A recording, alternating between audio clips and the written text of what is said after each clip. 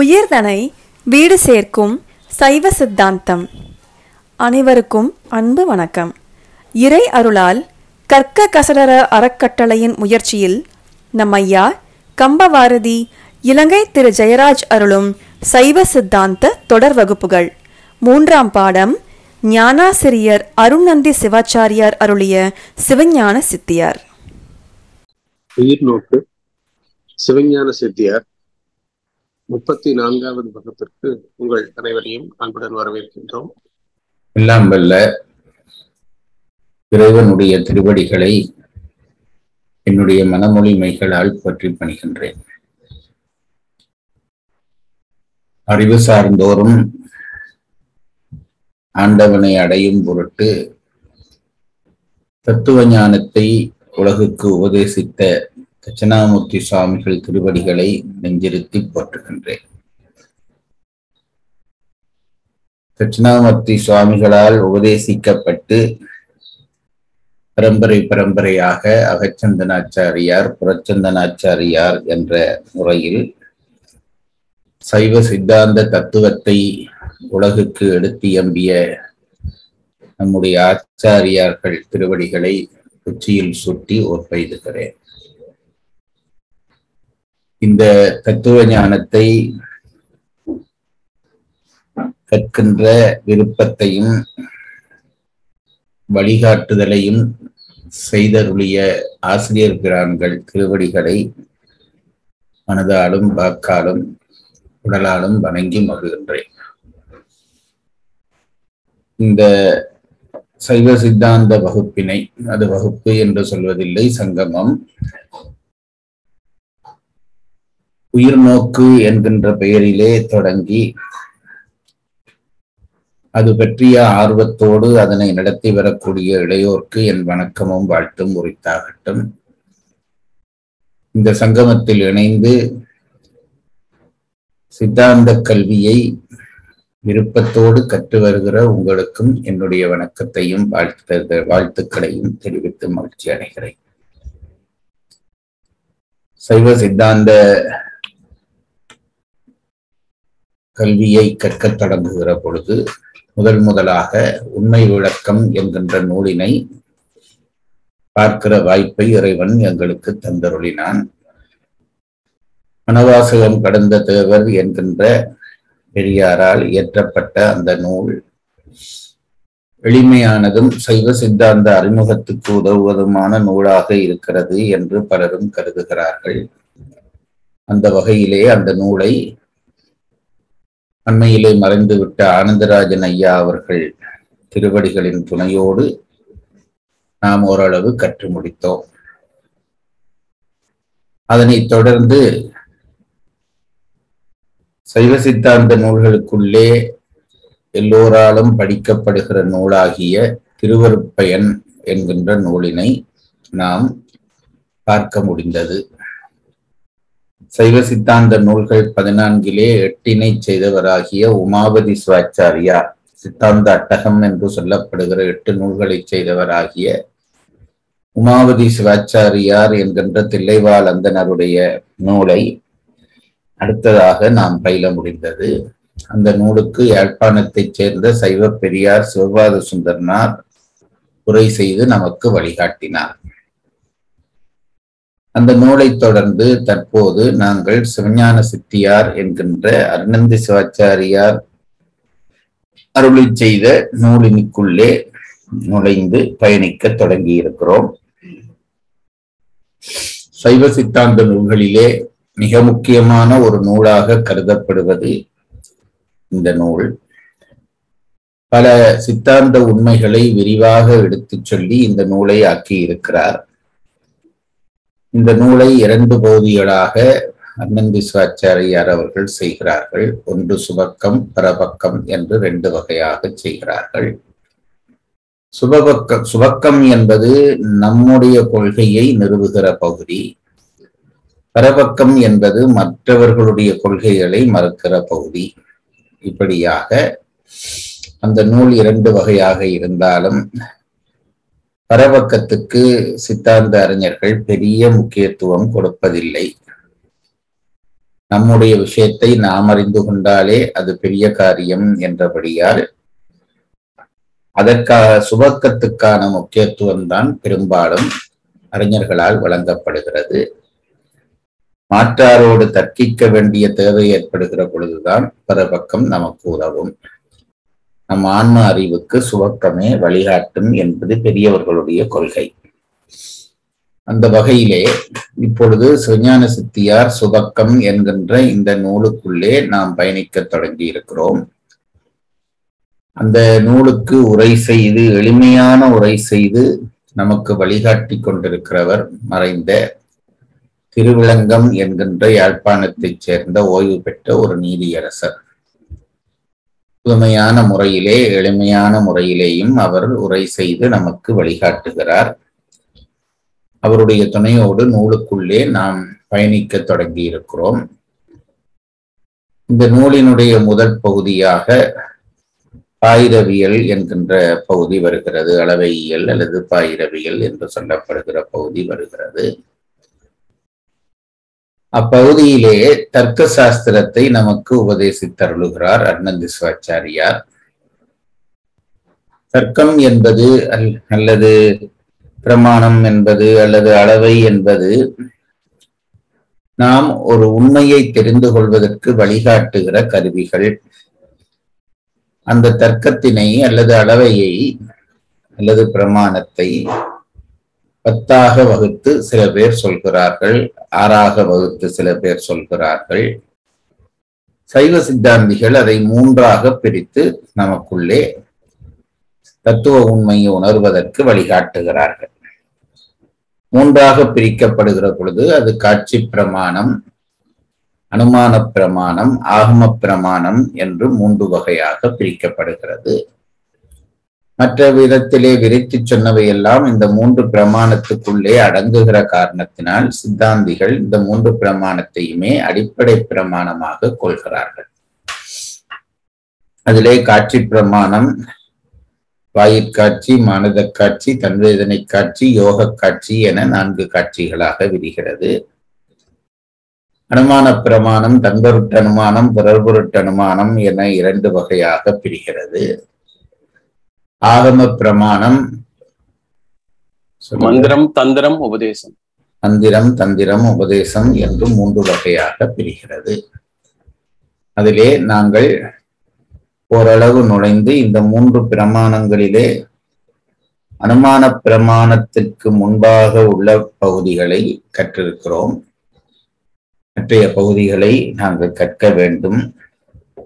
தொடர்ந்து தர்க்க அறிவுக்குள்ளேயே பயணித்துக் கொண்டிருந்தால் சித்தாந்தம் கற்க வந்தவர்களுக்கு அது ஒரு வேளை சலிப்பை தரும் என்ற காரணத்தினாலே இடையிலே நிறுத்தி நேராக நாங்கள் நூலுக்குள்ளே நுழைந்திருக்கிறோம். நூலுக்குள்ளே நுழைகிற பொழுது முதலிலே பாயிரவியல் வருகிறது. பாயிரவியல் வருகிற பொழுது அதிலே 6 பால்களை அமைத்து பாயிரவியலை அவர் நிறைவு செய்கிறார். அந்த பாயிரவியலை தொடர்ந்துதான் அளவையியல் வருகிறது. பாயிரவியலிலே விநாயக பெருமானுக்கான வணக்கம், பரசிவத்துக்கான வணக்கம், நூலின் வழி, நூலை கற்க தகுதியுள்ளவர்கள், நூல் முதலிய பொருள் போன்ற விடயங்கள். அதற்கடுத்ததாக 2 பாடல்களிலே அவையடக்கம். ஒரு பாடலிலே இந்த தத்துவ அறிவை சொல்ல நமக்கு என்ன தகுதி என்று கேள்வி எழுப்பிவிட்டு பிறகு இறையருள் வாய்த்தால் அதை பெற்றுக்கொள்ளலாம் என்பது போல சொல்லி இந்த அளவையியல் முடிக்கப்படுகிறது. அளவையியல் இல்லை, பாயிரவியல் முடிக்கப்படுகிறது. பின் அளவையியலுக்குள்ளே நுழைந்து அதற்கு பிறகு நாங்கள் நேராக நூலுக்குள்ளே நுழைகிறோம். நூலுக்குள்ளே நுழைகிற பொழுது முதல் பகுதியாக பிரமாணவியல் என்று அதற்கு பெயரிடுகிறார்கள். ஒரு நூலை பிரமாணவியல் இல்லை, அது என்ன சொல்லுங்கள்? பதியுண்மையும் பதியிலக்கணமும்.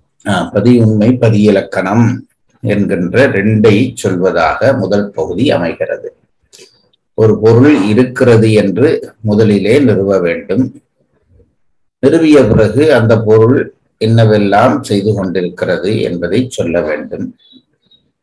அந்த வகையிலே முதலிலே இந்த ரெண்டையும் பதி உண்மை பதி இலக்கணம் என்கின்ற ரெண்டையும் ஒரு பாடலிலே சுட்டிக்காட்டி, ஒருவனோடொருத்தி என்ற அந்த பாடலிலே சுட்டிக்காட்டி, அதற்கு பிறகு முதல் பகுதியை விளங்கப்படுத்துகிறார்.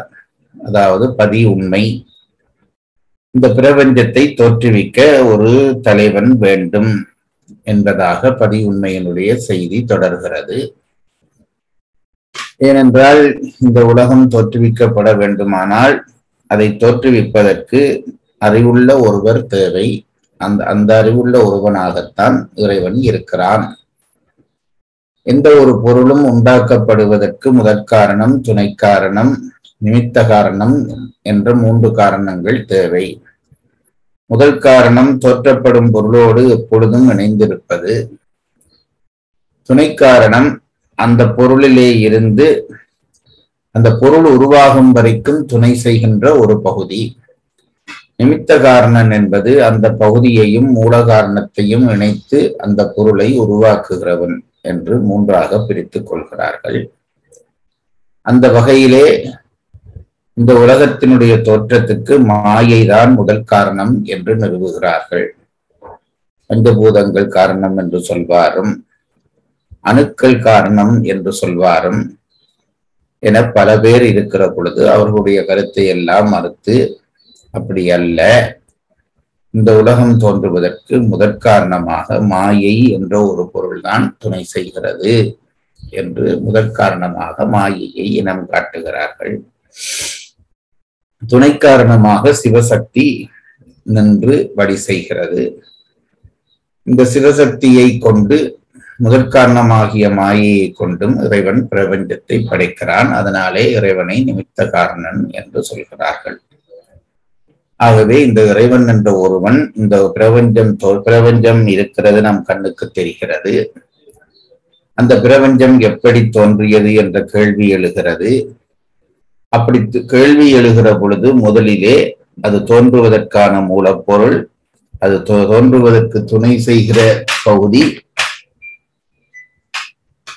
என்பவற்றை உள்ளடக்கி இவற்றை வைத்துக் கொண்டு இந்த பிரபஞ்சத்தை தோற்றுவிக்கிற இறைவன் என்று 3 பகுதிகளாக பிரித்து கொண்டு இந்த உலகத்தினுடைய தோற்றம் பற்றி சொல்கிறார். சொல்வதன் மூலமாக பதி உண்மையை நமக்கு விளங்கப்படுத்துகிறார். பதி உண்மையை விளங்கப்படுத்திய பிறகு இனி அடுத்தது பதி இலக்கணம் சொல்ல வேண்டும். பதி இலக்கணம் சொல்வதென்றால் உலகத்தை தோற்றுவிக்கிற இறைவன் என்ன செய்து கொண்டிருக்கிறான் என்பது போன்ற விடயங்களை உறுதிப்படுத்தி சொல்வது. அதிலே இறைவன் மாயையிலே இருந்து இந்த உலகத்தை தோற்றுவிக்கிறான் என்று சொல்லப்பட்ட பொழுது மாயை 3 விதமாக பிரிகிறது. அது சுத்த மாயை, சுத்த மாயை, அசுத்த மாயை என்று 3ஆக பிரிக்கிறார்கள். அல்லது சுத்த மாயை, அசுத்த மாயை, பிரகிருதி மாயை என்று 3ஆக பிரிக்கிறார்கள். நடுவிலே இருப்பது சுத்த மாயை என்றும் சொல்லப்படுகிறது, அசுத்த மாயை என்றும் சொல்லப்படுகிறது.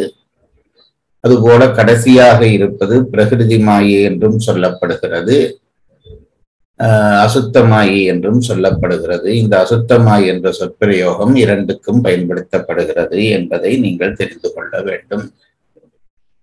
இந்த 3 வகையான மாயையிலே முதல் வகையான மாயை சுத்த மாயையிலே இருந்து இறைவன் 3 வகையாக அதை பிரித்தெடுக்கிறான். அந்த சுத்த மாயையிலே இறைவன் முதலிலே நாத தத்துவத்தை தோற்றுவித்து, பிறகு விந்து தத்துவத்தை தோற்றுவித்து, அதிலே இருந்து வாக்குகளை தோற்றுவிக்கிறான்.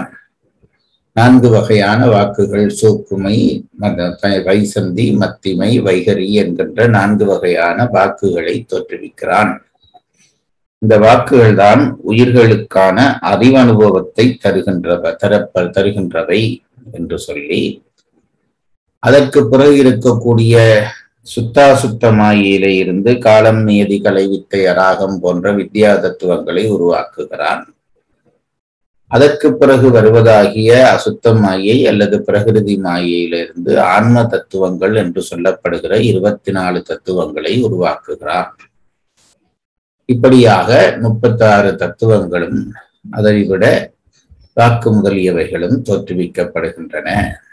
இறைவனாலே இவை தோற்றுவிக்கப்படுகின்றன என்று சொல்லிவிட்டு அதற்கு பிறகு இந்த வாக்குகள் எங்கிருந்து எப்படி தோற்றுவிக்கப்படுகிறது, அதனுடைய செயற்பாடு என்ன என்பதை சொல்வதான பகுதிக்குள்ளே நுழைகிறோம்.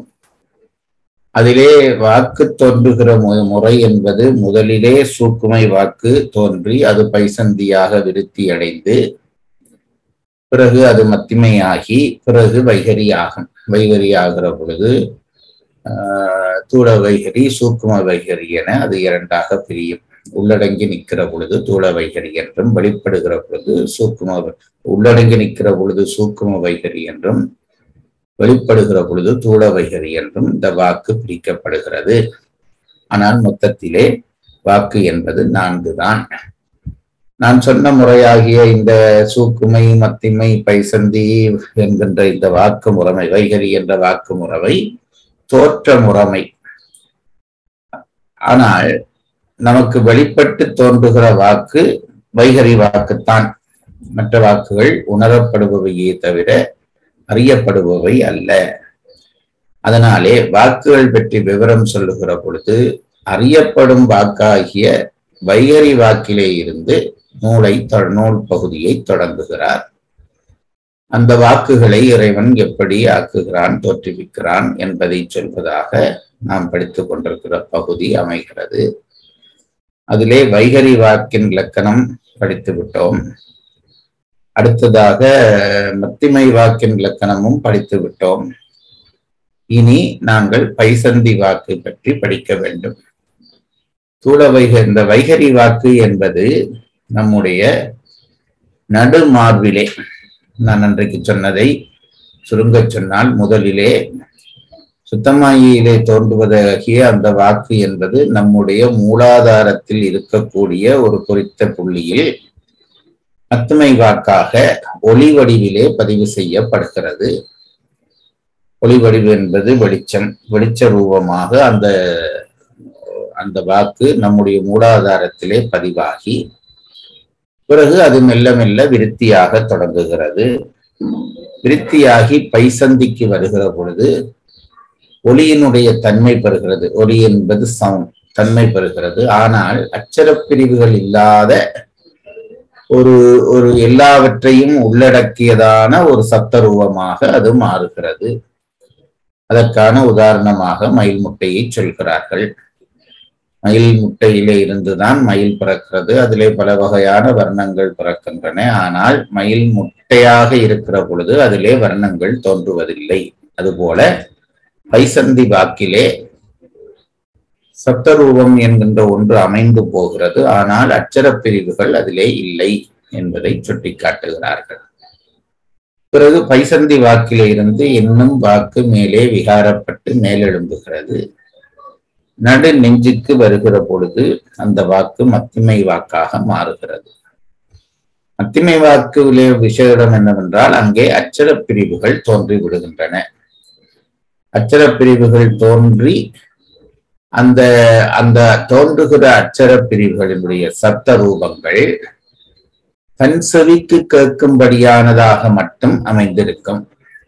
வெளியிலே இன்னொருவருக்கு அந்த சப்த ரூபத்தை நாம் காட்ட முடியாது. மத்திமை வாக்கினுடைய லட்சணம் அது. அப்படி தன் செவிக்கு கேட்பதாக அறிவினை தருவதாக இருக்கக்கூடிய அந்த மத்திமை வாக்கு அது பிறகு இன்னும் மேலெழுந்து வைகரி வாக்காக மாறுகிறது. வைகரி வாக்காக மாறுகிற பொழுது அது தொண்டை வரையும் வந்து விடுகிறது. நம்முடைய கண்டத்துக்கு வருகிறது. கண்டத்துக்கு வருகிற பொழுது அது தன்னறிவுக்கும் உரியதாக பிறருக்கும் சொல்லக்கூடியதான வாக்குத்தன்மை பெறுகிறது. உள்ளே நிற்கிற பொழுது சூக்குமமாய் அந்த தன்மை பெற்று நிற்கும். வெளியே வருகிற பொழுது தூளமாய் தூள வைகரி என்று மற்றவர்களுக்கும் உபதேசம் செய்யக்கூடியதான வாக்காக அந்த வாக்கு மாறுகிறது. இதுதான் வாக்கினுடைய தோற்ற முறைமை என்று பொதுப்பட நான் சொல்லி இருக்கிறேன். இதுல என்னவென்றால் 4 புள்ளிகள் என்றால் அதை மட்டும் விளங்கிக் கொள்ளுங்கள். 4 புள்ளிகள் என்றால் இந்த வாக்கு இப்படி ஒரு டொட் போல இருக்கிற விஷயம் அல்ல. இப்போ உள்ளே இருக்கிற சூக்குமை வாக்கு என்பது அதனுடைய பயணம் பைசந்தி வாக்கு வரையுமாக இருக்கும். அதை புரிந்து கொள்ள வேண்டும். பைசந்தி வாக்கினுடைய பயணம் மத்திமை வாக்கு வரைக்குமாக இருக்கும். மத்திமை வாக்கினுடைய பயணம் வைகரி வாக்கு வரைக்குமாக இருக்கும். அதனாலே இந்த லக்கணம் சொல்லுகிற பொழுது கண்டம் வரையும் செல்வதென்று வைகரிக்கு பெயர் சொல்வார்கள், இந்த மத்திமைக்கு சொல்வார்கள். அதிலே நமக்கு குழப்பம் தேவையில்லை. ஏனென்றால் ஒரு வாக்கு இந்த இடத்திலே தொடங்கி இன்ன இடம் வரையும் அதனுடைய விரிவு நிற்கும் என்பதாக அதை புரிந்து கொள்ள வேண்டும். இப்பொழுது நாங்கள் இனி விநாயகர் வணக்கம் பாடிவிட்டு அதுக்கு பிறகு பைசந்தி வாக்கு பற்றி பார்க்க போகிறோம். அதற்கு முதல் அந்த 2 வாக்கினுடைய பொழிப்புரையும் வாசித்து விட்டு பைசந்தி வாக்குக்குள் நுழைவோம். சிவஞான சித்தியார் சுபக்கம். விநாயக வணக்கம். ஒரு கோட்டன் இருசெவியன் மும்மதத்தன் நால்வாய் ஐங்கரத்தன் 6 தருகோட்டம் பிறையிதழி தாழ்சடையான் தரும் ஒரு வாரணத்தின் தாள்கள் உருகோட்டு அன்பொடும் வணங்கி ஓவாதே இரவு பகல் உணர்வோர் சிந்தை திருகோட்டும் அயன் திருமால் செல்வமும் ஒன்றோ என்ன செய்யும் தேவே. பாடல் 40. வைகரி வாக்கின் இலக்கணம். பொழிப்புரை. வைகரி வாக்கு மத்திமை தானத்தில் பிரிந்து தோன்றிய அக்கரங்கள் பிராணவாயுனால் உந்தப்பட்டு எழுந்து புறத்திலே அடைவதாயும், சொல்லுவோன் தான் நினைத்த பொருளை சொல்லும் சொல்லாயும், தன் செவிக்கும் பிறர் செவிக்கும் கேட்கப்படுவதாயும், சவிகற்ப உணர்வு உண்டாதற்கு ஏதுவாயும் உள்ள இலக்கணங்களை உடையதாகும். இவ்வளவும் மத்திமை வாக்கினுடைய லட்சணம். வைகரி வாக்கினுடைய லட்சணம். தரம் படியுங்கள். வைகரி வாக்கு தானத்தில் பிரிந்து தோன்றி அங்கிருந்து ஆரம்பிக்கும். மத்திமை தானத்தில் பிரிந்து தோன்றிய அக்கரங்கள் பிராணவாயுனால் உந்தப்பட்டு எழுந்து புறத்திலே அடைவதாயும், சொல்லுவோன் தான் நினைத்த பொருளை சொல்லும் சொல்லாயும், தன் செவிக்கும் பிறர் செவிக்கும் கேட்கப்படுவதாயும், சவிகற்ப உணர்வு உண்டாதற்கு ஏதுவாயும் உள்ள இலக்கணங்களை உங்களுக்கு ஏற்கனவே படித்திருக்கிறீர்கள். சவிகற்பம் என்றால் பிரிந்து தோன்றுவது, நிர்வகிப்பம் என்றால் பிரியாமல் தோன்றுவது. ஆகவே இங்கே அச்சரங்கள் எல்லாம் சவிகற்பமாக பிரிந்து ஒரு பொருளை பிரித்து அறிகிற ஆற்றலை தருவதாக இந்த வாக்கு அமையும் என்கிறார். பாடல் 41. மத்திமை வாக்கின் இலக்கணம். பொழிப்புரை. சூக்கும ரூபமாய் பிரிந்து விளங்கும் அக்கரங்களாகியும் சொல்லுவான் தன்னுள்ளே உணர்வதாயும், தனக்கு கேட்பதாயும், பிறர் செவிக்கு கேட்கப்படாததாயும் கண்டத்திலே விளங்குவது மத்திமை வாக்காகும். கண்டம் வரையில் விளங்குவது அப்படி எடுத்துக்கொள்ள வேண்டும். அல்லது கண்டத்திலே தான் அது பூரணம் பெறுகிறபடியால் அவர் கண்டத்திலே விளங்குவது என்று சொல்லியிருக்கிறார். மத்திமையிலே நடுநெஞ்சிலே தொடங்கி கண்டம் வரைக்குமான அதனுடைய பிரயோகம் அல்லது விரிவு இருக்கும் என்பதை புரிந்து கொள்ள வேண்டும். இதுதான் மத்திமை வாக்கினுடைய லட்சணம் என்று சொல்லுகிறார். பாடல் 42. பாடல் தலைப்பு பைசந்தி வாக்கின் இலக்கணம். வேற்றுமைப்பட்ட வண்ணம் வெவ்வேறு விபாகமாகி தோற்றுதல் அடைவொடுக்கி சுயம் பிரகாசமாகி சாற்றிய மயிலின் அண்டம் தரித்திடும் சலமே போன்றங்கு ஆற்றவே உடையதாகி பைசந்தி அமர்ந்து நிற்கும். பொருளுரை. சாற்றிய மயிலின் அண்டம் தரித்திடும் சலமே போன்று, அதாவது பஞ்ச வண்ணங்களையும் சூக்கும ரூபமாய் ஒடுங்கிக் கொண்டு தான் பிரகாசத்தில் நிற்பதாக கூறப்பட்ட மயிலின் முட்டை தரித்திருக்கும் நீரை போல. மயிலின் முட்டை தரித்திருக்கும் நீரை போல. அந்த மயில் முட்டைக்குள்ளே இருக்கிற அந்த நீர்த்தன்மையை சொல்கிறார். அதற்குள்ளேதான் அந்த மயிலிலே பின்னாலே வரப்போவதாகிய பஞ்ச வர்ணங்களும் ஒடுங்கி இருக்கின்றன, வெளித்தெரியாமல் ஒடுங்கி இருக்கின்றன.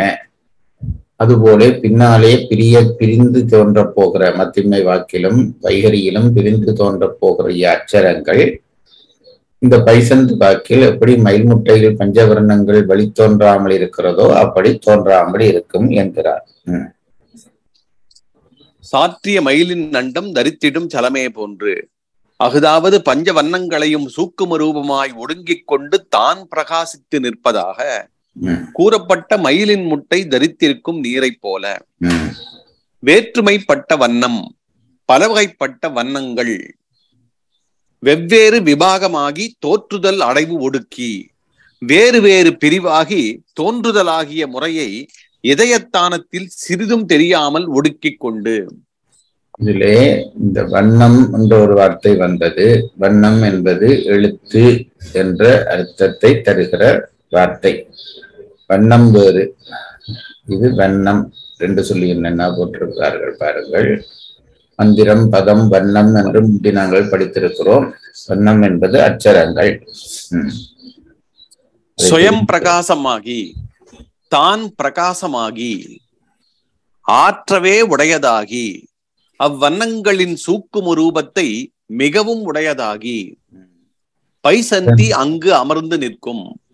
பைசந்தி வாக்கானது அந்த இருதய தானத்திலே பொருந்தி நிற்கும். அதாவது பைசந்தி எல்லா வாக்கினுடைய எல்லையைத்தான் அவர்கள் சொல்லுகிறார்கள். அதாவது கண்டம் வரையும் வருவது, கண்டத்திலே இருந்து புறப்படுவது வைகரி, கண்டம் வரையும் வருவது மத்திமை, மத்திமை வரை வருவது அதாவது நடுநெஞ்சு வரை வருவது பைசந்தி என்பதை வைத்துக் கொண்டுதான் நீங்கள் இதை விளங்க வேண்டும். குறிப்புரை: வேற்றுமைப்பட்ட என்பது தொடங்கி சுயம் பிரகாசமாகி என்பது வரையும் மயிலின் அண்ட ஸ்தலத்துக்கும் பைசந்திக்கும் பொதுவாக பொருள் கொள்ளப்படும். அது சிலையடையாக சொல்வது என்றொரு முறை இருக்கிறது. ஒரு விஷயத்தை இரண்டுக்கு பொதுவாக சொல்வது. இங்கே இந்த பாடலிலே வரக்கூடிய இடத்தை சுட்டி காட்டுகிறார். வேற்றுமைப்பட்ட என்பது தொடங்கி சுயப்பிரகாசமாகி என்கின்றது வரைக்கும் முட்டைக்கும் சொல்லலாம், பைசந்தி வாக்குக்கும் சொல்லலாம் என்கிறார். வேற்றுமைப்பட்ட என்பது தொடங்கி சுயம் பிரகாசமாகி என்பது வரையும் மயிலின் அண்ட சலத்துக்கும் பைசந்திக்கும் பொதுவாக பொருள் கொள்ளப்படும். வண்ணம் என்பது நிறத்துக்கும் எழுத்துக்கும் சிலேடை. வண்ணம் என்பது எழுத்துக்கும், வண்ணம் என்பது நிறத்துக்கும் எழுத்துக்குமான வண்ணம் என்பது எழுத்தையும் குறிக்கும், நிறத்தையும் குறிக்கும் என்பதை சொல்லுகிறதுக்காக அந்த ரெண்டு சொல்லையும் பயன்படுத்துகிறார். சில தமிழ் சொற்கள் நாங்கள் ஒரே அர்த்தத்திலே வேறு வேறு இடத்திலே வரும். இங்கே வண்ணம் என்பது நிறமாகவும் இருக்கிறது. அகராதியிலே போய் பார்த்தால் வண்ணம் என்பதற்கு நிறம் என்ற அர்த்தத்தையும் போடுவார்கள். அதைத்தான் அவர் சொல்லுகிறார். இரண்டாவது குறிப்பு: விபாகம் என்றால் பிரிவு. பாடலிலே வருகிற ஒரு சொல்லுக்கு அர்த்தம் தருகிறார். விவாகம் என்பது பிரிவு. அந்த இடத்தை வருமானால் ஒரு தரம் பார்த்துக் கொள்ளுங்கள். பாட்டிலே எங்கே வருகிறது? முதல் வரியிலே வருதுங்க. வேற்றுமைப்பட்ட வண்ணம் வெவ்வேறு விபாகமாகி வெவ்வேறு பிரிவுகளாக மாறி என்று அதற்கு பொருள் கொள்ள வேண்டும் என்கிறார். மூன்றாம் குறிப்பு: சுயம் பிரகாசமாகி என்பது வண்ணம் உள்ளடக்கி பிரகாசியாது நிற்க தான் மாத்திரமே பிரகாசித்தலால் சுயம் பிரகாசமாகி என்றார். அந்த அச்சரத்திலே, அந்த பைசந்தி வாக்கிலே அச்சரங்கள் பிரிந்து வெளிப்பட்டு பிரகாசப்படாது. அந்த அச்சரத்தை உள்ளடக்கியதாக இருக்கக்கூடிய அந்த வாக்கு தனித்தனி பிரிவுகளாக பிரிவின்றி தன்னுடைய பொதுத்தன்மையை காட்டி நிற்கும் என்பதைத்தான் சொல்லுகிறார். அங்கே வாக்கு அச்சரங்கள் பிரிந்து தோன்றாது, அங்கே வாக்கு தன்னுடைய சுயரூபத்தோடு நிற்கும் என்கிறார்.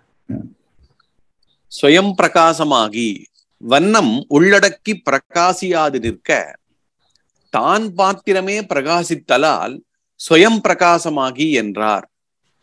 சுவயம் என்பது சுயம் என திரிந்தது. சுவயம் என்பது என்றால் தான் என்று அர்த்தம். பொழிப்புரை. பைசந்தி வாக்காவது எழுத்துக்கள் பிரிந்து தோன்றாது மிகவும் சூக்கும ரூபமாய் சிந்தையின் கண் நிற்கும் இயல்பினை உடையதாம்.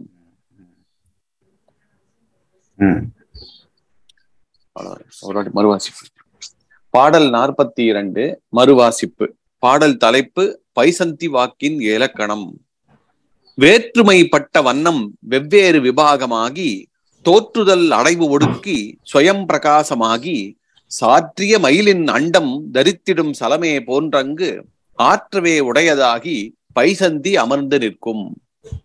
ஒழிப்புரை. பைசந்தி வாக்காவது எழுத்துக்கள் பிரிந்து தோன்றாது மிகவும் சூக்கும ரூபமாய் சிந்தையின் கண் நிற்கும் இயல்பினை உடையதாம். பாடல் 43 பாடல் தலைப்பு சூக்குமை வாக்கின் இலக்கணம். சூக்குமை வாக்கினுடைய மூலம் சூக்குமை வாக்குத்தான். அதுதான் பைசந்தி மத்திமை வையரி என விகாரப்படுகிறது. இப்பொழுது அந்த மூல வாக்கினுடைய இலக்கணம் சொல்லுகிறார். சூக்குமை வாக்கது ஓர் சோதியாய் அழிவதின்றி ஆக்கிடும் அதிகாரத்திற்கு அழிவினை தன்னை கண்டால் நீக்கமில் அறிவானந்த முதன்மை நித்தியம் உடைத்தாய் போக்கொடு வரவில் இழைப்பும் விகாரமும் புருடன் என்றாம். பொருளுரை. சூக்குமை வாக்கது. சூக்குமை வாக்கானது ஓர் சோதியாய் பரசரீரத்தின் உள்ளே சொல்லுதற்கு அரிய நிருவிகற்ப ஞான சொரூபமாய் விளங்குவதாய் அழிவது இன்றி ஏனைய வாக்குகளைப் போல தோன்றி ஒடுங்குவதின்றி நிலை பெற்று இது இந்த வாக்குக்கான ஒரு முக்கிய தன்மையை சொல்லுகிறார். அது சோதி வடிவமாக இருக்கும். அதுதான் நான் ஒளி வடிவம் என்று சொன்னேன். பரசரீரத்துக்குள் பொருந்தி இருக்கும். உள்ளே இருக்கக்கூடியதாகிய நமக்கு சரீரங்கள் அடுக்கப்பட்ட சரீரங்கள் என்று சொல்கிறார்கள். அதிலே பரசரீரத்துக்குள்ளே சோதி ரூபமாக இது இருக்கும் என்று சொல்லிவிட்டு முக்கியமாக சொல்லுகிறார், மற்றைய 3 வாக்குகளும் விரிந்து ஒடுங்கும். பைசந்தி மத்திமையாகும். மத்திமை வைகரியாகும். இப்படி விரிந்து விட்டு பிறகு ஒடுங்கும். இது சூக்குமை வாக்கு விரியுமே தவிர மேலே போகுமே தவிர அதற்கு கீழே போக இடமில்லை. அதுதான் வாக்கினுடைய கடைசி தளமாக இருக்கும் என்கிறார். அழிவதின்றி ஏனைய வாக்குகளைப் போல தோன்றி ஒடுங்குவது இன்றி நிலை பெற்று ஆக்கிடும் அதிகாரத்திற்கு கன்மத்துக்கு ஈடாக பைசந்தி மத்திமை வைகரி வாக்குகளை தோற்றுவித்து ஆன்மாவை இது அடுத்த விஷயம். இந்த வாக்குத்தான் நம் அறிவுக்கு காரணம் என்று சொல்லிவிட்டோம். சூக்குமை வாக்கு தான் பைசந்தியாக மத்திமையாக வைகரியாக விரிகிறது. இந்த வாக்குத்தான் அறிவுக்கு காரணம் என்றால் எல்லாருக்கும் அறிவு ஒன்றாக அல்லவா இருக்க வேண்டும் என்றால் எல்லாருக்கும் சூக்குமை வாக்கில் இருந்துதான் பைசந்தி மத்திமை பிரிந்து வைகரியாகிறது என்றால் எல்லாருடைய அறிவும் சமப்பட்ட அறிவாக இருக்க வேண்டும். ஏன் அப்படி இல்லை என்பதற்கு அந்த ஒரு வரிக்குள்ளே விளக்கத்தை வைத்துவிட்டு போகிறார்கள். வாக்கு விரிவது என்பது எல்லாருக்கும் சமப்பட்டு விரிவதில்லை. அவரவர் கண்மத்துக்கு ஏற்பதான் வாக்கு விரியும். முற்புறவிகளிலே நீங்கள் செய்த நல்வினை தீவினையுடைய பயனுக்கு ஏற்ப சில பேருக்கு நுண்ணறிவாக அது விரியும், சில பேருக்கு மூடமாக விரியும். இப்படி இருக்கும் என்பதை சொல்லுகிறார். அதுதான் கண்மத்துக்கேற்ப விரியும் என்று சொல்வது. ஆக்கிடும் அதிகாரத்திற்கு கண்மத்துக்கு ஈடாக பைசந்தி மத்திமை வைகரி வாக்குகளை தோற்றுவித்து ஆன்மாவை பந்திக்கும் முதன்மை தொழிலுக்கு தான் ஆன்மாவை பந்திக்கிறது. எப்பொழுது அறிவு நமக்கு உண்டாகிறதோ அப்பொழுது பொருள்களின் மீதான பற்று உண்டாகிறது.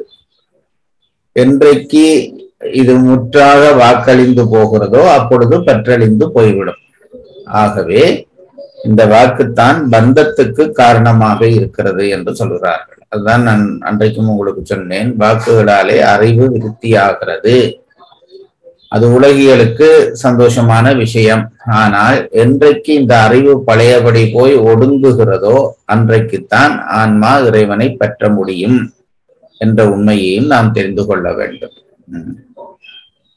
ஆக்கிடும் அதிகாரத்திற்கு கன்மத்துக்கு ஈடாக பைசந்தி மத்திமை வைகரி வாக்குகளை தோற்றுவித்து ஆன்மாவை பந்திக்கும் முதன்மை தொழிலுக்கு அழிவினை தன்னை கண்டால் முடிவினையும் இவ்வாக்குகளுக்கு வேறாக ஆன்மாவாகிய தன்னையும் காணுமிடத்து புருடன் அவ்வான்மாவானது நீக்கமில் அறிவு ஆனந்தம் முதன்மை நித்தியம் உடைத்தாய் நீங்காத பேரறிவும் பேரானந்தமும் தலைமையும் அழியா இயல்பும் உடையதாய் போக்கொடு வரவு இறப்பு பிறப்புகளும் இழைப்பும் விகாரமும் இவற்றால் வரும் இழைப்பும் வேறுபாடும் இன்றாம் இல்லதாகும்.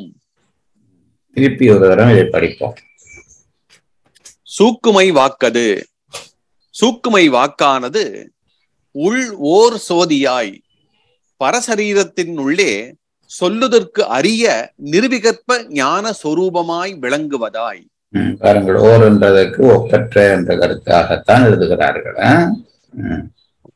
அழிவதின்றி ஏனைய வாக்குகளை போல தோன்றி ஒடுங்குவது இன்றி நிலை பெற்று ஆக்கிடும் அதிகாரத்திற்கு கன்மத்துக்கு ஈடாக பைசந்தி மத்திமை வைகரி வாக்குகளை தோற்றுவித்து ஆன்மாவை பந்திக்கும் முதன்மை தொழிலுக்கு அழிவினை தன்னை கண்டால் முடிவினையும் இவ்வாக்குகளுக்கு வேறாக ஆன்மாவாகிய தன்னையும் காணும் இடத்து, அதாவது அந்த வாக்குகளை தோற்றுவிக்கிற தொழிலுக்கு முடிவை காட்டி பிறகு அது தன்னை உணர்கிற தன்மை பெறுகிறது என்கிறார். அழிவினை தன்னை கண்டார். முடிவினையும் என்ற சொல் எங்கே தொடர்பு என்றால் ஆன்மாவை பந்திக்கும் முதன்மை தொழிலுக்கு முடிவினையும் என்று நாங்கள் படிக்க வேண்டும். அந்த தொழிலுக்கு முடிவினையும் இவ்வாக்குகளுக்கு வேறாக ஆன்மாவாகிய தன்னையும் காணும் இடத்து புருடன் நமக்கு தரப்பட்டவைதான், மாயிலே இருந்து தரப்பட்டவை. இவற்றுக்கு வேறாக நிற்பதுதான் ஆன்மா. ஆன்ம அறிவை தூண்டுகிறவை இவையே தவிர இவையே ஆன்ம அறிவு ஆகாது. ஆகவே ஆன்ம அறிவுக்கு இவ்வாக்குகளுக்கு வேறாக ஆன்மாவாகிய தன்னை காணும் இடத்து விரிந்து ஒடுங்குகிற பொழுது அது இறுதியாக ஆன்மாவை உணர்கிற தன்மை பெறும். ஆன்ம தரிசனம் அதற்கு கிடைக்கும் என்கிறார். புருடன் அவ்வான்மாவானது நீக்கமில் அறிவு ஆனந்தம் முதன்மை நித்தியம் உடைத்தாய் நீங்காத பேரறிவும் பேரானந்தமும் தலைமையும் அழியா இயல்பும் உடையதாய். இவ்வளவும் அந்த ஒடுங்குகிற நிலையிலே, விரிந்த பிறகு ஒடுங்குகிற நிலையிலே பந்தமறுகிற பொழுது ஆன்மா தன் தரிசனமும் இறை தரிசனமும் பெறும். அப்படி பெறுகிற பொழுது அவ்வான்மாவானது நீக்கமில் அறிவு அனந்தம் முதன்மை நித்தியம் உடையதாய் நீங்காத பேரறிவையும் பேரானந்தத்தையும் தலைமையையும் அழியா இயல்பையும் உடையதாக இருக்கும். சூக்குமை வாக்குக்கு இந்த சிறப்புகள் எல்லாம் உண்டு என்கிறார்.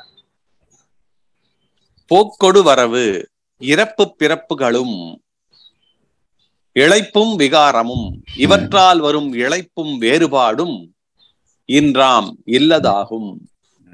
இது இருந்து உங்களுக்கு இந்த 4 விஷயம் இல்லாமல் போகும் என்றார். இறப்பு பிறப்பு இல்லாமல் போகும். அதனால் வருகிற களைப்பும் வேறுபாடும், விகாரம் என்பது வேறுபாடும் இல்லாமல் போகும் என்றால் என்ன சொல்லப்படுகிறது என்றால், இந்த சூக்குமை வாக்கு விரிந்து பழையபடி சூக்குமத்திலே ஒடுங்குகிற பொழுதுதான் உண்மையான முக்தி நிலை என்பதை நாங்கள் உணர்கிறோம் என்பதை இந்த வாக்கினுடைய அடிப்படையிலே வைத்து சொல்லுகிறார். குறிப்புரை.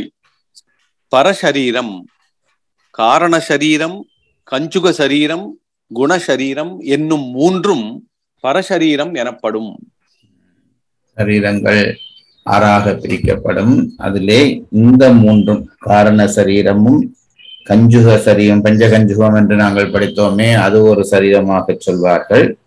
குணம் என்கின்ற அந்த குணதத்துவத்தை ஒரு சரீரமாக கொள்வார்கள். இந்த மூன்றையும் சேர்த்து பரசரீரம் என்பார்கள். அந்த மேலே சொன்னதாகிய பரசரீரம் இதுதான் என்று இனங்காட்டுகிறார். ஏதோ ஒரு மேற்கோள் காட்டுறாருங்க, என்னன்னு தெரியல. செய்யுள் இதுலயே செய்யுள் 211 இந்த நூலிலேயே வரக்கூடிய 211வது பாடலிலே இந்த செய்தி பற்றிய விரிவு இருக்கிறது. உங்களிலே யாராவது ஒருவர் இப்படி வருகிற, அதாவது இன்ன பாடல்கள், அன்றைக்கும் கூட சகோதரி சொன்னார்கள் 80வது பாடலிலே இந்த செய்தி, அதாவது சிவசக்தியா துணை காரணம் என்ற பகுதிக்கான விரிவு வருகிறது என்று சொன்னார்கள். எனக்கு அதை பார்க்க நேரம் கிடைக்கவில்லை. இப்படியான இடங்கள் வருகிற பொழுது ஒரு ஒரு ஒரு இடத்திலே இதை யாராவது வாசிக்கிற நீங்கள் கூட குறித்து வைத்துக் கொள்ளலாம். அப்படியானால் அந்த பாடல்கள் வருகிற பொழுது நாங்கள் கவனிக்கலாம், என்ன விஷயத்தை இந்த பாடல் சொல்லுகிறது. பரசரீரம் என்று வருகிற பொழுது அந்த 3 சரீரம்தான் பரசரீரம் என்று ஆக்கப்படுகிறது என்று பாடல் தருகிறார்கள். அங்கே இந்த 6 சரீரம் பற்றிய விவரம் சொல்ல போகிறார் என்று அர்த்தம். அந்த வரி அப்படி வருகிறவற்றை பின்னாலே வருகிற பாடல்கள் குறிக்கப்பட்டால் அதை யாராவது ஒருவர் நினைவிலே வைத்துக் கொள்ளுங்கள். இரண்டாம் குறிப்பு, ஓர் என்பது ஒப்பற்ற. தமிழிலே ஒரு அல்லது ஓர் என்ற சொல்லுக்கு ஒன்று என்கின்ற அந்த எண்தன்மையை குறிக்கிற அர்த்தமும் உண்டு, ஒப்பற்ற என்ற அர்த்தத்தையும் குறிக்கிற தன்மை உண்டு. இது நான் முன்பின வகுப்புகளிலே சொல்லி இருக்கிறேன். அருவமும் உருவமாகி அனாதியாய் பலவாய் ஒன்றாய் பிரம்மமாய் நின்ற சோதி பிழம்பதோர் மேனியாகி கருணைகூர் முகங்களாரும் கரங்கள் 12 கொண்டே ஒரு திரு முருகன் வந்தாங்கு உதித்தனன் உலகம் உய்ய என்ற பாடலை நான் சுட்டி காட்டியிருக்கிறேன். முருகன் தோன்றுகிற பொழுது கச்சியப்பர் சொல்லுகிறார், ஒரு திரு முருகன் வந்தாங்கு உதித்தனன் என்றால் அந்த ஒரு என்பதற்கு அங்கே என்ன அர்த்தம் என்றால் ஒப்பற்ற என்று அர்த்தம். ஒப்பற்ற முருகன் வந்து உதித்தான் என்று சொல்ல வேண்டும். ஒப்பற்ற என்ற சொல்லுக்கு ஒப்பு சொல்ல ஒன்றும் இல்லாத ஒருவன், இதை போல என்று அவனுக்கு ஒப்பு சொல்ல ஒருவர் இருக்க மாட்டார்கள். அந்த ஒப்பற்ற என்ற சொல் தான் ஒரு என்ற சொல்லாலே குறிக்கப்படுகிறது. இந்த பாடலிலேயும் வருகிற பொழுது அந்த ஒரு என்ற சொல் ஒப்பற்ற என்ற அர்த்தத்தை தருகிறது என்கிறார். இரண்டாம் குறிப்பு ஓர் என்பது ஒப்பற்ற. மூன்றாம் குறிப்பு சோதி என்பது உணர்வு அல்லது அறிவு அல்லது ஞானம். இங்கே நிர்விகற்ப ஞானத்தை உணர்த்தி நின்றது. நிர்விகற்ப ஞானம் என்றால் பிரிவற்றதாகிய அறிவு. சவிகற்ப ஞானம் மேலே வர வர வர ஒரு பொருளை பிரித்து பார்க்கிற அறிவை வாக்குகள் தரும். சூக்குமை வாக்கிலே பிரித்து பார்க்கிற அறிவு தராமல் அது நிர்விகற்ப அறிவை தருகிறதாகிய வாக்காக இருக்கும் என்கிறார். சோதி என்பது உணர்வு அல்லது அறிவு அல்லது ஞானம். இங்கே நிர்விகற்ப ஞானத்தை உணர்த்தி நின்றது. நிர்விகற்ப ஞான சொரூபம் சூக்குமை வாக்கின் இலக்கணம். பௌஷ்கராகமம் 98ஆம் பாடல். குறிப்பு 4, அதிகாரத்திற்கு ஒரு மின்சார யந்திரத்திலே இருந்து மின்சாரம் தோன்றுகிறது. தோன்றுகிற பொழுது அது நிர்விகத்தன்மை கொண்டு இருக்கும். பிறகு அது பல்பிலே எறிகிற பொழுது, மோட்டரிலே வந்து செயல்படுகிற பொழுது பிரிவுகளோடு காணப்படும். அது போலத்தான் சூக்குமை வாக்காக வாக்கு தோன்றுகிற பொழுது அந்த வாக்கிலே நிர்விகற்பத்தன்மை தான் இருக்கும். மேலே எழத்தான் சவிகற்பத்தன்மை வருகிறது என்கிறார்கள். 4ஆம் குறிப்பு அதிகாரத்திற்கு அழிவினைத்தன்மை கண்டால் என்றால் சூக்குமை வாக்கானது பைசந்தி முதலிய வாக்குகளாய் விருத்திப்பட்டு புருடனுக்கு சவிகற்ப உணர்வு உண்டாதற்கு காரணமாய் இருக்கும். அது அங்கனம் விருத்திப்படாது ஆன்மா இவ்வாக்குகளுக்கு வேறாக தன்னை காணும் இடத்து முக்தி பேரு உண்டாம் என்பது முக்தி பேரு உண்டாம். அதை திருப்பி படியுங்கள். சூக்குமை வாக்கானது பைசந்தி முதலிய வாக்குகளாய் விருத்திப்பட்டு புருடனுக்கு சவிகற்ப உணர்வு உண்டாதற்கு காரணமாய் இருக்கும். அது அங்கனம் விருத்திப்படாது ஆன்மா இவ்வாக்குகளுக்கு வேறாக தன்னை காணும் இடத்து முக்தி பேருண்டாம் என்பது. ஒடுங்கி ஒடுங்கி ஒடுங்கி வாக்கு சூக்கமைக்குள்ளே ஒடுங்கின உடனே அதுக்கு பிறகு ஆன்மாவுக்கு பந்தமற்று போய்விடும். விரிய விரிய விரியத்தான் பந்தம் உண்டாகிறது. ஒடுங்கி ஒடுங்கி சூக்குமருக்கு பழையபடி வந்த பிறகு அதற்கு பந்தமற்ற நிலை வந்துவிடும். பந்தமற்ற நிலை வந்த பிறகுதான் ஆன்மா தன்னை சுயமாக தரிசிக்கும். ஆன்மா தன்னை தரிசிப்பதற்கு இப்பொழுது நான் எப்பொழுதும் சொல்லுகிறது உண்டு, எங்களை நாங்கள் தொடர்பின்றி விளங்கப்படுத்த முடியாது.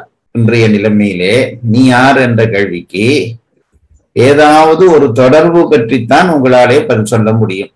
நான் ஜெயராஜ் என்றால் பெயரினுடைய தொடர்பு பற்றி சொல்லுகிறேன். நான் இலங்கை ஜெயராஜ் என்றால் என்னுடைய நாட்டினுடைய தொடர்பு பற்றி சொல்லுகிறேன். நான் இன்னாருடைய மகன் என்றால் தந்தையினுடைய தொடர்பு பற்றி சொல்லுகிறேன். இப்படி ஏதோ ஒன்றினுடைய தொடர்பு பற்றித்தான் நாங்கள் எங்களை அடையாளப்படுத்த வேண்டி இருக்கிறது. ஆகவே உண்மையிலே நாங்கள் யாரை அடையாளப்படுத்துகிறோம் என்றால் ஆன்மாவைத்தான் அடையாளப்படுத்துகிறோம்.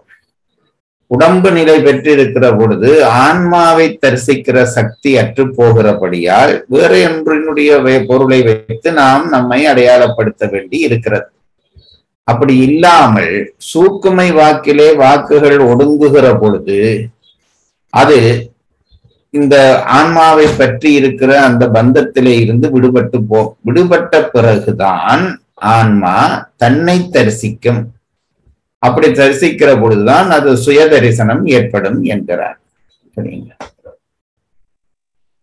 அதிகாரத்திற்கு அழிவினை தன்னை கண்டால் சூக்குமை வாக்கானது பைசந்தி முதலிய வாக்குகளாய் விருத்திப்பட்டு புருடனுக்கு சவிகற்ப உணர்வு உண்டாதற்கு காரணமாய் இருக்கும். அது அங்கனம் விருத்திப்படாது ஆன்மா இவ்வாக்குகளுக்கு வேறாக தன்னை காணும் இடத்து முக்தி பேருண்டாம் என்பது. இவர் மேற்கோள் தராருங்க. இந்த வாக்குகளை பார்க்கினும் அதிகமான பந்தம் இல்லை. இவற்றின் விமோச்சனத்தை தவிர முத்தியானது வேறில்லை. பசுக்கள் ஒரு காலத்திலும் அந்த வாக்குகளில் நின்று தங்களை வேறு பூதங்களாக எண்ண மாட்டார்கள். போஷ்கராகமம் 100 மற்றும் 101 ஆகமத்திலே இருந்து ஒரு மேற்கோளை எடுத்து காட்டுகிறார். உண்மையிலே இந்த வாக்குகள் என்பதுதான் நம் பந்தத்தினுடைய மூல காரணங்கள். எப்பொழுது இந்த வாக்குகளிலே நாங்கள் இதைத்தான் அறிவு என்கிறோம், வாக்கு தொடர்பைத்தான் அறிவு என்கிறோம். அறிவுதான் பெரிய விஷயம் என்றும் சொல்லுகிறோம். அறிவுதான் இந்த உலகத்தோடு நம்மை பந்தப்படுத்தி நம்மை நமக்கு தெரியாமல் மறைத்து வைத்திருக்கிற ஒரு விஷயம் என்றபடியால் இதைவிட பெரிய பந்தம் மறைப்பு இல்லை என்கிறார். அழிவினை தன்னை கண்டால் என்னும் பாடம் அது பிரதிவேதம் சொல்றாங்க. எதற்கு முடிவினை கண்டால் என்று பொருள் உரைக்க. அதை மேலோட்டமாக பார்த்து விட்டு செல்வோம். நின்று நினைக்கிறதுக்கு பிரயோசனம் இல்லை. அந்த பாட வேதத்திற்கு அழிவினை தன்னை கண்டால் எனும் பாடம் என்று பாடம் எடுத்தால் அதற்கு முடிவினை கண்டால் என்று பொருளுரைக்க, அந்த விடயத்துக்கு முடிவினை கண்டால் என்று அந்த வார்த்தைக்கு பொருள் கொள்ளும்படியாக சொல்லுகிறார். பாடலிலே பொருத்தி அதை நீங்களே பார்த்துக் கொள்ளுங்கள். தன்னை என்பது அசைநிலை. அசைநிலை உங்களுக்கு தெரியும். அது பாட்டோசையை நிரப்புவதற்காக அந்த சொல் போடப்பட்டிருக்கிறது என்கிறார். 5ஆம் குறிப்பு. சூக்குமை வாக்குக்கு இடம் மூலாதாரம். இவ்வாக்கு மூலாதாரத்திலிருந்து எழுந்து நாபியை அடையும். நாபியை அடைந்து அங்கே எழுத்துக்களை வேறு வேறாக பிரிய விடாமல் அடக்கிக் கொண்டு மிகவும் சூக்கும ரூபமாய் நிர்விகற்ப உணர்விற்கு ஏதுவாய் இருக்கும். இந்நிலையில் அது பைசந்தி எனப்படும். பின்பு சொல்லுகிறார், வாக்குகளை தொகுத்து சொல்லுகிறார். அதை விளங்கி கொண்டு படியுங்கள். சூக்குமை வாக்குக்கு இடம் மூலாதாரம். இவ பாருங்க, சரியான அந்த பாயிண்ட குறிக்கிறார். முதல்ல விருத்திப்படுகிற பொழுது இதிலிருந்து இதுவரையும் என்றபடியால் அந்த கடைசி இடத்தை தான் அதனுடைய இடமாக சொன்னார். இப்பொழுது இந்த இடம்தான் அதற்கான ஒரிஜினல் இடம் என்பதை காட்டுகிறார். மூலாதாரம் தான் அதற்கு சூக்குமை வாக்குக்கு இடம் என்கிறார். சூக்குமை வாக்குக்கு இடம் மூலாதாரம். இவ்வாக்கு மூலாதாரத்திலிருந்து எழுந்து நாபியை அடையும். நாபி என்பது நாபியை அடைந்து அங்கே எழுத்துக்களை வேறு வேறாக பிரிய விடாமல் அடக்கிக் கொண்டு மிகவும் சூக்கும ரூபமாய் நிர்விகற்ப உணர்விற்கு ஏதுவாய் இருக்கும். அங்கே அச்சர பிரிவு உண்டு, ஆனால் தெரியாது. சூக்கும ரூபமாக பிரித்து வைத்துக் கொண்டு இருக்கும்.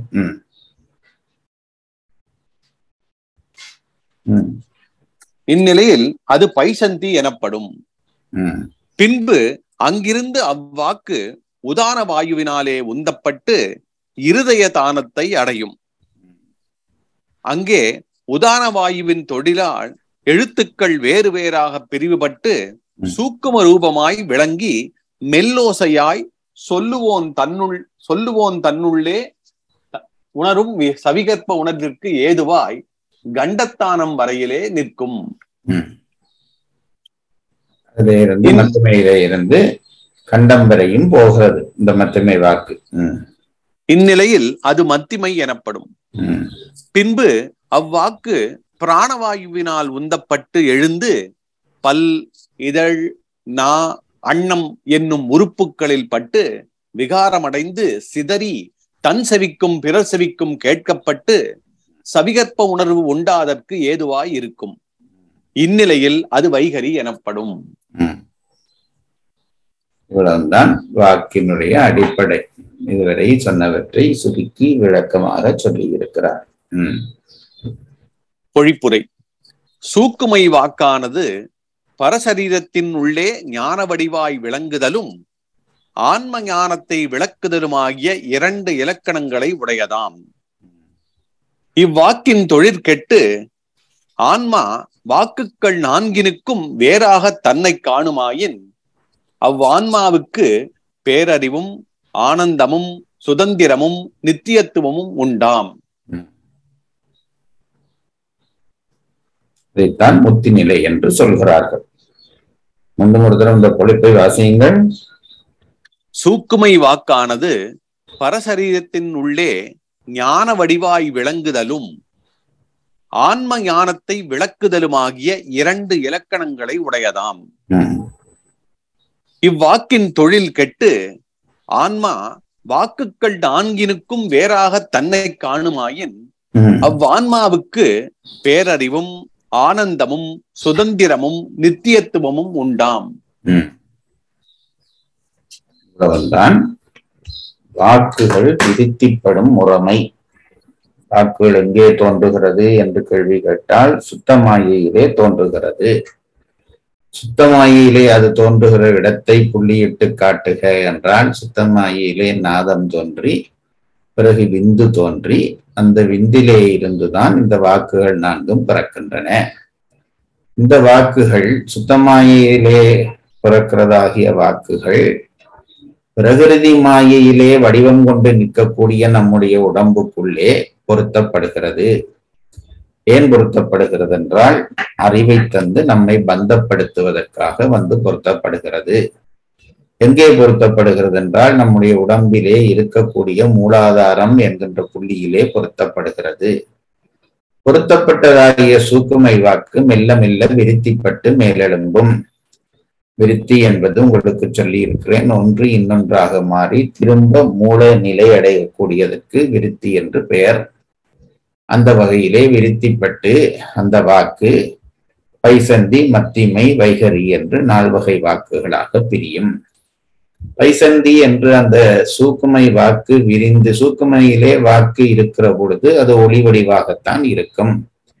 பிறகு பைசந்திக்கு வருகிற பொழுது அச்சர பிரிவுகள் மிக மிக நுட்பமான சூக்கும ரூபமாய் பிரிவதால் அதிலே அச்சர பிரிவுகள் வெளிப்பட்டு தோன்றுவதில்லை. அது மயில் முட்டையிலே நிறங்கள் ஒடுங்கி இருப்பது போல ஒடுங்கி இருக்கும்.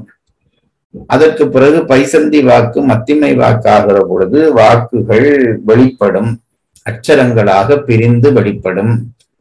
அப்படி வெளிப்படுகிற காலத்திலே தன்னறிவுக்கு அது பயன்படும், மற்றவர்களுக்கு சொல்ல அந்த வாக்கு பயன்படாது. மத்திமை வாக்கு தன்னுடைய அறிவு, தான் உணர்தல், தான் அறிதல் அல்லது மனதுக்குள் படித்தல் என்பதான விஷயங்கள் எல்லாம் இந்த மத்திமை வாக்காலே நிகழ்பவை. பிறகு அந்த மத்திமை வாக்கு மேலெழும்பி கண்டம் வரையில் பயணப்படும். அப்படி பயணப்படுகிற பொழுது அதான் அச்சரங்கள் தெளிவாக பிரிந்து தோன்றி அதை வாய்க்குள்ளே இருக்கக்கூடிய நா, பல், அன்னம், உதடு போன்ற இந்த உறுப்புகளாலே அந்த சத்தங்களை வேறு அச்சரங்களாக வெளிப்படுத்த முடியும். அப்படி வெளிப்படுத்தப்படுகிற பொழுது நம் அறிவுக்கான விஷயத்தை மற்றவர்களுக்கும் நாம் சொல்ல முடியும். அதனாலே வைகரி வாக்கு தன்னறிவுக்கும் பிறர்க்கும் சொல்லக்கூடியதாகிய தகுதியை பெறுகிறது. இப்படி பெற்ற பொழுது முழுமையாக இந்த உலக பந்தத்துக்கு ஆன்மா ஆளாகிறது. இந்த வாக்கு என்று சொல்லப்படுகிறதாகிய அறிவு வந்ததுடனே பந்தம் ஏற்பட்டு விடுகிறது. அதனால்தான் தாயுமான சுவாமிகள் படிப்பற்று கேள்வியற்று பற்றற்று சிந்தை துடிப்பற்றிருப்போர்க்கே சுகங்கான் பராபரமே என்றார். படிப்பு முதலியவையெல்லாம் பற்றுக்கள் தான். இன்னும் சொல்ல போனால் ஆணவத்தினுடைய சரியான கூறு கல்விதான். ஆகவே அங்கே நின்று அனுபவங்களை பெற்று பிறகு அதிலே ஒன்றுமில்லை என்று ஆன்மா உணர்கிற பொழுது மெல்ல மெல்ல மெல்ல மீண்டும் ஒடுங்கத் தலைப்படுகிறது. ஒடுங்கத் தலைப்படுகிற பொழுது வெளியிலே பேசிக் கொண்டிருந்த பேச்சு நின்று மனதுக்குள்ளே போய்விடுகிறது. அதனால்தான் மௌனம் என்பது ஞான வரம்பு என்றார்கள். எப்பொழுது மௌனம் பிறக்கிறதோ அன்றைக்கு ஞானம் தொடங்கிவிட்டது என்று அர்த்தம். பேசிக்கொண்டிருந்தவன் பெரிய ஞானிகள் எல்லாம் அதனாலேதான் பேசாமல் விட்டார்கள். அப்போ பேச்சு நிற்கிறது. பேச்சு நிற்கிறதனுடைய நிலை எங்கு போகும் என்று கேட்டால் முதலிலே மத்திமையிலே ஒடுங்கும். மத்திமையிலே ஒடுங்குகிற பொழுது தன்னறிவுக்கு அந்த வாக்கு பயன்படும். ஆகவே அது கூட பற்றுக்கு காரணமாக இருக்கும். அதற்கு பிறகு இன்னும் ஒடுங்கி அது பைசந்தியாக மாறுகிற பொழுது அந்த பந்த பிரிவுகள், அச்சர பிரிவுகள் முற்றாக வெளிப்படாமல் சூக்கரூபம் கொண்டுவிடும். ஆனாலும் பிரிவு இருக்கிற காரணத்தினாலே பற்று இருக்கும். அதனாலே அந்த நிலையிலே ஏற்படுகிற அந்த சப்தம் என்பதும் ஒரு பந்தம்தான். அந்த நிலையிலே இருக்கக்கூடிய அந்த பந்தத்தை தூய்மை செய்வதற்குத்தான் அசபா மந்திரம் போன்ற மந்திரங்களை சொல்ல வேண்டும் என்று சொல்கிறார்கள். அங்கே போயிருந்த அந்த வாக்கு பழையபடி சூக்குமையிலே போய் ஒடுங்கும். சூக்குமைதான் வாக்கு பிறந்த இடம்.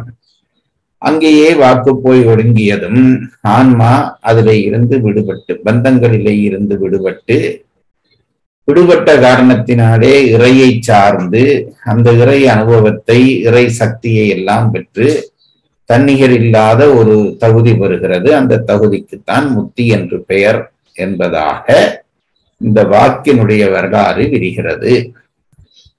இப்பொழுது நன்றாக நினைத்துக் கொள்ளுங்கள்.